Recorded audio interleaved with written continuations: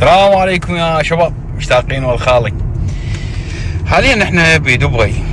عجبني اروح اركب جيكستي ماطور يصير بالمي، وايضا عجبني باكر اروح اشمل روحي من الطيارة ووراها انزل جوه اغوص.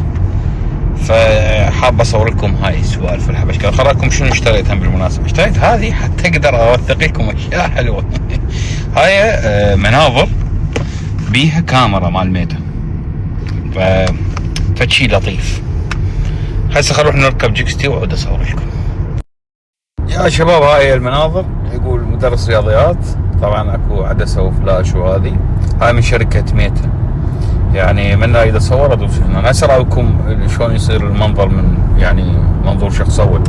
هاي العدسه الحلو بيها انه متغيره بالشمس تصير سوداء، يعني تصير معتمه.